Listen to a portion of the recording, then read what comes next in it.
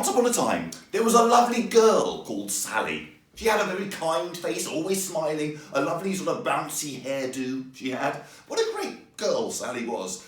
But this isn't really a story about Sally. This is a story about someone who lived inside her head, in her imagination. Now, in her head, there was a creature that was so wonderful it could only really come out of somebody's imagination. It had the head of a dolphin, and then a human's body wearing a rather smart suit and a tie. Its arms were like the arms or front legs of an elephant, and then its legs were like a cat's legs, furry with a paw with claws at the end, and then it had a lovely tail, a monkey's tail, which it could bend and twist in all sorts of different ways.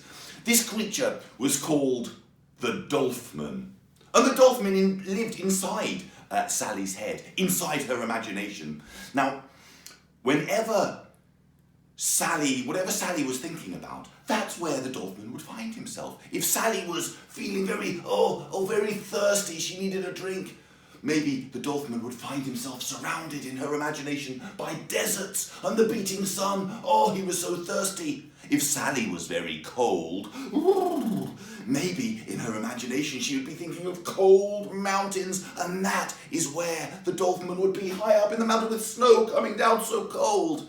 If Sally was listening to a story with dragons and castles and knights, that's exactly what the Dolphin would be surrounded with. He might be inside a castle with a huge dragon swooping overhead, breathing fire. He had so many amazing adventures.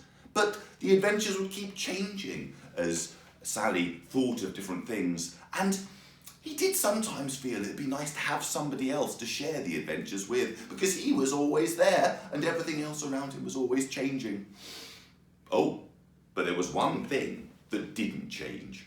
This was the Dolphman's favourite thing. It was his bed. He had a bed with a very soft, comfortable pillow and a lovely, snuggly duvet, and every day at the end of a hard day adventuring, he would curl up inside his bed, close his eyes, and drift off to sleep, where he would have his own dreams in his own imagination. One day, Dolphman had had a lovely day of adventuring, and Sally had had a fun day too. Very imaginative girl, Sally. At the end of the day, Sally was very pleased because she loved cheese, and she was given a huge plate with a big chunk of cheese on it to eat before she went to bed. Oh, she was really excited, and because she was thinking about the cheese so much, the Dolphman found that he, in her imagination, was surrounded by cheese. He loved cheese as well, so he was gobbling up cheese at the same time that Sally was gobbling up cheese. Well, then they both went to their beds, Sally in the real world and Dolphman inside Sally's imagination. I don't know if you've ever heard this, but people do say that if you eat cheese before you go to sleep, you have strange dreams. I'm sorry to say that is what happened to Sally. She tucked herself into bed, she closed her eyes, she drifted off to sleep. But she had some dreams, but they weren't nice dreams. They were scary dreams. In fact, they were called nightmares. Scary dreams are known as nightmares. She was imagining in her dream that she was surrounded by rather spooky-looking trees. Everywhere she looked, she didn't know where to go, and there were holes in the ground. And out of the holes came fire. Oh, thought Sally. Oh, more fire. Oh dear, she screamed.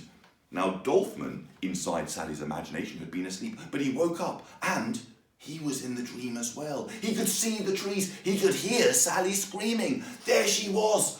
She was surrounded by fire. What could Dolphman do? He decided to climb up one of the trees. He jumped on the tree. Using his cat claws, he pushed himself up right to the top branches. He worked his way along a branch. He wrapped his monkey tail around the branch and swung forwards, backwards, and let go, forwards and jump.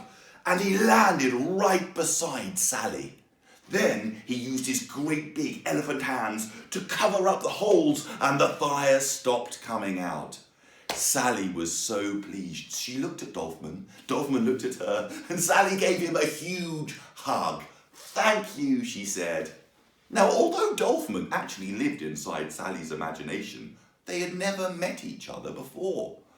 But from that day on, every time that Sally was playing, she would imagine that she was playing with the Dolphman. He became her imaginary friend. And that meant in her imagination, there was Sally playing with Dolphman. At last, the Dolphman had someone to share his adventures with. And Dolphman and Sally lived happily ever after, playing in the wonderful world of imagination.